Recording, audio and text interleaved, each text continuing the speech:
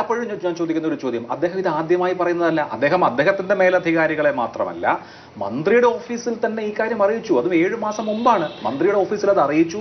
മന്ത്രിയുടെ സെക്രട്ടറി സജീവൻ അത് കേട്ടിട്ടുമുണ്ട്. അല്ല, അദ്ദേഹം പറഞ്ഞ അടുത്ത കാര്യം കൂടി മാധ്യമങ്ങൾ കേൾക്കണം.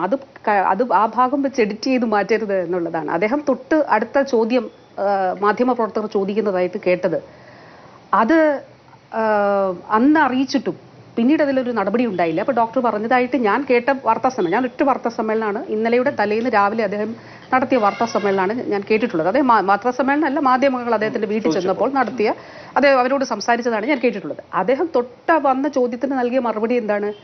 അല്ല, അപ്പോൾ തന്നെ എൻ്റെ PS അവിടെ നിന്ന് ആശുപത്രി സൂപ്രണ്ടിനെ വിളിച്ചു, ഈ പ്രശ്നം പരിഹരിക്കണമെന്ന് പറഞ്ഞു. അപ്പോൾ സ്വാഭാവികമായിട്ട് അത് പരിഹരിച്ചിട്ടുണ്ടാകുമെന്ന് അദ്ദേഹം കരുതിയിട്ടുണ്ടാകും എന്ന് പറഞ്ഞു. അപ്പോൾ അതുമൊക്കെ നമുക്ക് ഇതിന്റെ ഭാഗമായിട്ട് പരിശോധിക്കപ്പെടുമല്ലോ.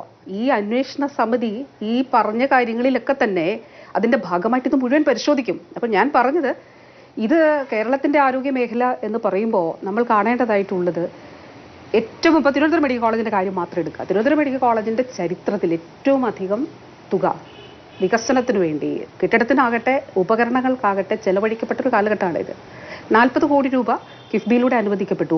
എക്യുപ്മെന്റ്സിന് മാത്രം ഒരു കാലഘട്ടത്തിലും ഉണ്ടായിട്ടില്ല. അല്ല, ഇപ്പോൾ കിഫ്ബി വഴി തന്നെ ഇപ്പോൾ 717 കോടിയുടെ മാസ്റ്റർ പ്ലാൻ ഉണ്ട്. അതിലിപ്പോൾ 10% തുകയെ വിനിയോഗിച്ചിട്ടുള്ളൂ എന്ന് സത്യം അവിടെ നിൽക്കുകയാണ്. 2018 ആരംഭിച്ചതാണ്, 2025 നോക്കൂ, ഈ സർക്കാരിന്റെ കാലഘട്ടത്തിൽ നമ്മുടെ ബഹുമാനപ്പെട്ട മുഖ്യമന്ത്രി ഉദ്ഘാടനം ചെയ്തതാണ് മേൽപ്പാലം, റോഡ്. അതിനുശേഷം നമ്മുടെ ഒരു സൂപ്പർ സ്പെഷ്യാലിറ്റി ബ്ലോക്ക് അവിടെ പൂർത്തിയായി. MLT ബ്ലോക്കിന്റെ നിർമ്മാണം നമുക്ക് ആരംഭിച്ചു. ഇനി കുറേയേറെ എക്യുപ്മെന്റ്സ് നമ്മൾ ഇൻസ്റ്റാൾ ചെയ്ത് കഴിഞ്ഞു അവിടെ, ഈ കിഫ്ബിയുടെ ഭാഗമായിട്ട് തന്നെ. അതായത് MRI scan, CT scan, PET scan, ഇങ്ങനെയുള്ള ഒട്ടേറെ ഉപകരണങ്ങൾ നമ്മളവിടെ ഇൻസ്റ്റാൾ ചെയ്ത് കഴിഞ്ഞു. അപ്പോൾ ഈ കിഫ്ബി വഴി അനുവദിക്കപ്പെട്ട തുക നല്ല നിലയിൽ വിനിയോഗിച്ചുകൊണ്ട് അത് പോരാതെ വരുന്നൊരു സാഹചര്യം കൂടിയുണ്ട്. അതായത് ഒരു മാസ്റ്റർ പ്ലാന്റെ ഭാഗമായിട്ടാണ്.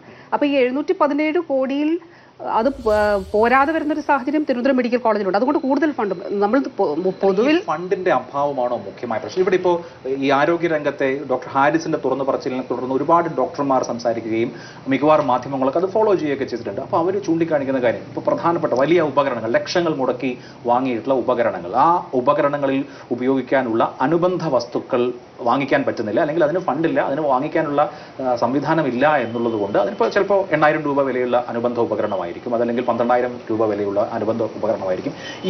ഇത് രോഗികൾ വാങ്ങിക്കൊണ്ട് വന്നാൽ ശസ്ത്രക്രിയ നടത്താം എന്ന് പറയുന്ന നിലയിലേക്ക് ഒരു മെഡിക്കൽ കോളേജുകളിലെല്ലാം ഇത് സംഭവിക്കുന്നു എന്നുള്ളത് നമ്മുടെ ആരോഗ്യ കേരളത്തിന്റെ യശസ്സിന് ഗുണകരമാണോ? അഭിലാഷ്, അങ്ങനെ വരുത്തി തീർക്കാൻ ശ്രമിക്കുന്നതല്ലേ ഇപ്പോൾ നമ്മൾ കണ്ടുകൊണ്ടിരിക്കുന്നത്. ഇപ്പോൾ തിരുവനന്തപുരം മെഡിക്കൽ കോളേജിന്റെ സ്ഥിതി തന്നെ നമ്മളൊന്ന് നോക്കണം.